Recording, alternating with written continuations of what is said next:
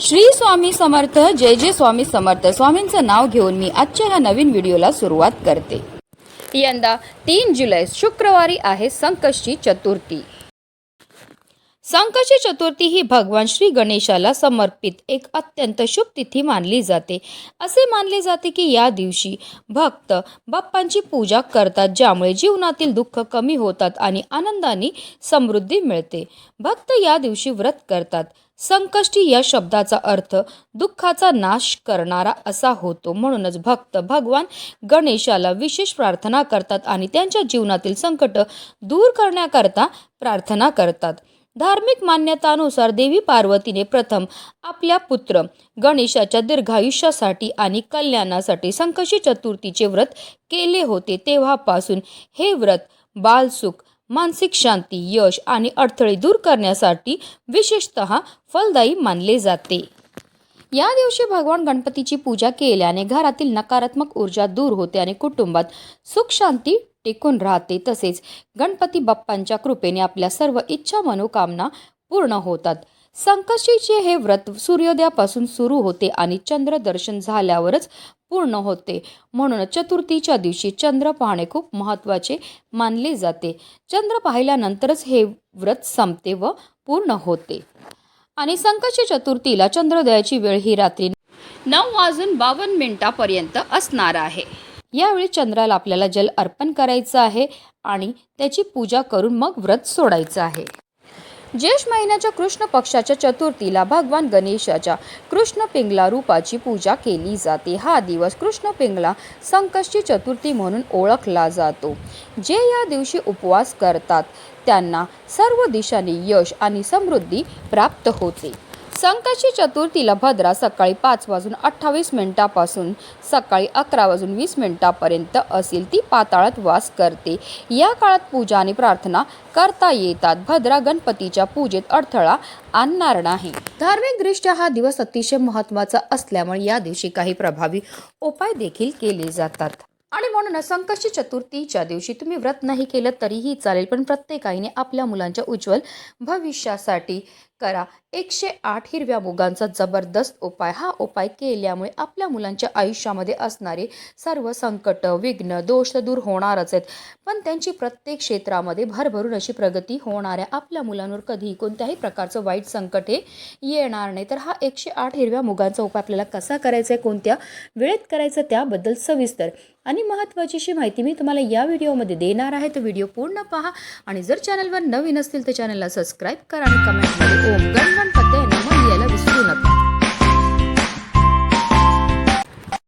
संकष्टी चतुर्थीच्या दिवशी आपल्याला सकाळी ब्रह्ममुहूर्तावर उठायचं आणि अंथरुणामध्येच गणपती बाप्पांचं स्मरण करायचं आहे आणि दिवसाला सुरुवातही करायची आणि त्यानंतर स्वच्छ स्नानही करायचे. जर शक्य झालं तर या दिवशी लाल किंवा पिवळ्या रंगाचे वस्त्र परिधान करा. त्यानंतर आपल्याला सर्वप्रथम देवघरामध्ये दिवा हा प्रज्वलित करून घ्यायचा आहे, कारण कोणतीही सेवा किंवा कोणताही उपाय जर आपण अग्नीच्या साक्षीने केला तर त्यामध्ये आपल्याला निश्चित सफलताही प्राप्त होत असते. त्यानंतर आपल्याला सूर्यदेवांना जल अर्पण करायचं आहे आणि आपल्याला विधिवत देवपूजाही करून घ्यायची आहे. जर तुमच्याकडे गणपती बाप्पांची मूर्ती असेल तर त्यांना तामनामध्ये घ्यायचं आहे आणि त्यांच्यावर आपल्याला जलाभिषेक किंवा पंचामृताने अभिषेक हा करायचा. 11 पळी पाणी आपल्याला गणपती बाप्पांवर अर्पण करायचं. प्रत्येक पळी पाणी अर्पण करताना आपल्याला ओम गणपतये नमः या मंत्राचा जप हा करायचा आहे आणि त्यानंतर गणपती बाप्पांच्या मूर्तीला स्वच्छ पुसून पुन्हा त्यांच्या स्थानावर ठेवायचे. गणपती बाप्पांना हळद, कुंकू, अक्षदा, धूपदीप, अगरबत्ती दाखवून घ्यायची आहे. त्यानंतर जे तीर्थ आपण तयार केलेलं आहे ते आवर्जून आपल्या मुलांना प्यायला द्यायचं. असं हे गणपती बाप्पांना जलाभिषेक केलेलं तीर्थ आपल्या मुलांना प्यायला दिल्यामुळे त्यांच्या बुद्धीमध्ये बऱ्याच प्रमाणामध्ये वाढही होत असते. त्यानंतर गणपती बाप्पांना आपल्याला जास्वंदाचं फूल अर्पण करायचं आहे. त्याचबरोबर दुर्वाची 21 दुर्वांची जुडी आपल्याला अर्पण करायची. ही जुडी अर्पण करताना आवर्जून आपल्याला आपल्या मनातली इच्छा बोलून अर्पण करायची आहे. त्यानंतर गणपती बाप्पांना गोडाचा नैवेद्य हा दाखवायचा आहे. तुम्ही लाडू, मोदकचा नैवेद्य दाखवू शकतात किंवा अगदी तुम्ही गुळ खोबऱ्याचा नैवेद्य दाखवला तरीही चालणार आहे. दिवसभर आपल्याला व्रत करायचं आहे। संकष्टी चतुर्थीच्या व्रत कथेचं पठण किंवा श्रवण करायचं आहे। रात्री चंद्र उगवल्यानंतर आपल्याला चंद्राला जल अर्पण करायचं आहे, फुले अर्पण करायची आहेत आणि त्यानंतर आपल्या मनातली इच्छा बोलायची आहे। असं केल्यामुळे आपल्या घरामध्ये सुख समृद्धी राहते। त्यानंतरच आपल्याला व्रत हे सोडायचं आहे। आता हा उपाय आपल्याला कधी करायचे तर हा उपाय आपल्याला संकष्टी चतुर्थीच्या दिवशी तुम्ही संध्याकाळी 6 वाजल्यापासून रात्री 12 वाजेपर्यंत करू शकता। हा उपाय सुरू करायच्या अगोदर सर्वप्रथम आपल्याला देवघरामध्ये दिवा हा प्रज्वलित करून घ्यायचा आहे, कारण कोणतीही सेवा किंवा कोणताही उपाय जर आपण अग्नीच्या साक्षीने केला तर त्यामध्ये आपल्याला निश्चितच सफलता ही प्राप्त होत असते। आता गणपती बाप्पांना आपल्याला हळद कुंकू अक्षदा धूपदीप अगरबत्ती दाखवून घ्यायची, त्याचबरोबर स्वतःला सुद्धा आपल्याला हळद कुंकू लावून घ्यायचं आहे।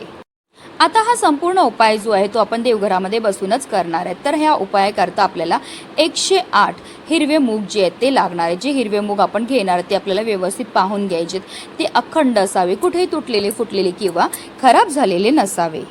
आता आपल्याला वाटीमध्ये 108 हिरवे मूग घ्यायचे, त्याचबरोबर एक हिरव्या रंगाचा कपडा सुद्धा घ्यायचा आहे। आता जर तुम्हाला एक मुलगा असेल तर तुम्हाला 108 हिरवे मूग घ्यायचेत आणि एक हिरव्या रंगाचा कपडा घ्यायचा आहे, आणि जर तुम्हाला 2 मुलं असतील तर तुम्हाला 2 हिरव्या रंगाचे कपडे घ्यायचेत आणि 108 असे करून तुम्हाला 2 मुगाच्या वाट्या सुद्धा तयार करून घ्यायच्यात। एका मुलाकरता वापरलेल्या ज्या उपायाच्या वस्तू आहेत त्या तुम्हाला दुसऱ्या मुलाकरता वापरता येणार नाही। त्याचबरोबर जर तुमची मुलं नोकरी शिक्षणानिमित्त बाहेरगावी असतील तर हा उपाय कसा करायचा ते सुद्धा तुम्हाला पुढे व्हिडिओमध्ये मी सांगणार आहे। आता जो आपण हिरव्या रंगाचा कपडा घेतलाय तो आपल्याला गणपती बाप्पांसमोर ठेवायचा आणि 108 हिरव्या मुगाची जी वाटी आहे ती घेऊन आपल्याला आसन घेऊन देवघरासमोर बसायचं आहे। आता त्या 108 हिरव्या मुगामधनं आपल्याला एक मूग आपल्या उजव्या हातामध्ये घ्यायचा। ओम गणपते नमः या मंत्राचा आपल्याला जप करायचा, आपल्या मनातली इच्छा बोलायची आणि त्यानंतर हा हिरवा मूग जो आहे तो आपल्याला त्या हिरव्या रंगाच्या कपड्यावर ठेवायचा जो आपण गणपती बाप्पांसमोर ठेवलाय। पुन्हा आपल्याला दुसरा हिरवा मूग घ्यायचा आहे। ओम गणपते नमः या मंत्राचा जप करायचा आहे। त्याचबरोबर आपल्या मनातली इच्छा बोलून तो हिरवा मूग आपल्याला त्या हिरव्या रंगाच्या कपड्यावर ठेवायचं। अशा रीतीने आपल्याला 108 वेळा हिरवे मूग आपल्या उजव्या हातामध्ये घ्यायचे। 108 वेळा आपल्याला ओम गणपते नमः या मंत्राचा जप करायचा आहे आणि 108 वेळा आपल्या मनातली इच्छा बोलून आपल्याला हे हिरवे मूग जे आहेत ते त्या हिरव्या रंगाच्या कपड्यावर ठेवायचे आहेत। आता जे 108 हिरवे मूग आपण त्या हिरव्या रंगाच्या कपड्यावर ठेवलेले त्याची एक पोटली ही तयार करून घ्यायची आणि ही पोटली आपल्याला गणपती बाप्पांसमोरच ठेवायची आणि त्यानंतर हात जोडून मनोभावे आपल्याला गणपती बाप्पांना प्रार्थना करायची। आपल्या मुलांच्या आयुष्यामध्ये असणारे जे संकट आहेत, विघ्न आहेत, दोष आहे, दारिद्र्य आहे ते दूर करण्याकरता मनोभावे प्रार्थना ही करायची आहे। किंवा आपल्या मुलांची एखादी इच्छा असेल जी काही केल्याने पूर्ण होत नसेल तर ती इच्छा पूर्ती करण्याकरता आपल्याला गणपती बाप्पांना प्रार्थना ही करायची आहे। त्यानंतर रात्री जेव्हा आपली मुलं झोपायला जाणार आहेत तेव्हा ही पोटली गणपती बाप्पांजवळ आपल्याला उचलायची आणि त्यांच्या उशाखाली नेऊन ठेवायची। आता तुम्हाला एक मुलगा असेल तर एक पोटली तुम्हाला मुलांच्या उशाखाली नेऊन ठेवायची, 2 मुलं असतील तर 2 मुलांकरता वेगवेगळ्या 2 पोटल्या तयार करायच्यात आणि त्यांच्या उशाखाली ठेवायच्यात। आता तुमची मुलं नोकरी व्यवसायानिमित्त किंवा शिक्षणानिमित्त बाहेरगावी शिकत असतील तर हा उपाय कसा करायचा, तुम्हाला याचप्रमाणे 108 हिरवे मूग जे आहेत ते अभिमंत्रित करून घ्यायचे, त्याची पोटली तयार करून घ्यायची आणि त्यानंतर तुमच्या मुलांची फोटो असेल किंवा त्यांची एखादी वस्तू असेल त्याच्या समोर संपूर्ण रात्रभर आपल्याला ही पोटली जी आहे ती ठेवायची।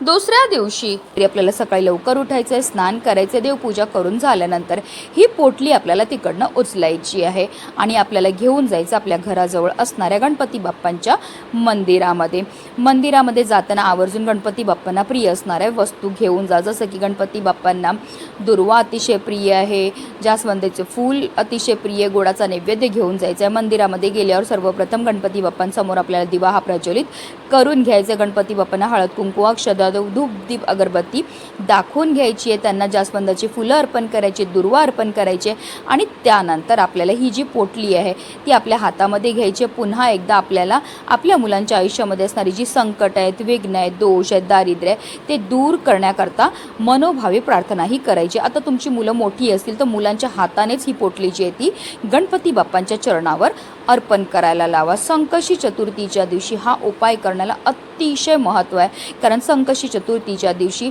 नेहमीच्या तुलनेत गणेश तत्व जे आहे ते 1000 सहस्त्रपटीने जास्त कार्यरत असतात. आणि जर उपाय हा आपण मंदिरामध्ये जाऊन केला तर केलेल्या उपायाचं आपल्याला अतिशीघ्र फळ प्राप्त होत असतं. आपल्या मुलांच्या आयुष्यामध्ये असणारी सर्व संकट, विघ्न, दुःख, दारिद्र्य दूर होऊन त्यांची प्रत्येक क्षेत्रामध्ये भरभरून अशी प्रगती होणार आहे. म्हणूनच व्हिडिओ जास्तीत जास्त लोकांपर्यंत शेअर करा, जेणेकरून प्रत्येकाच्या मुलाच्या आयुष्याचं कल्याण हो हीच मनामध्ये इच्छा.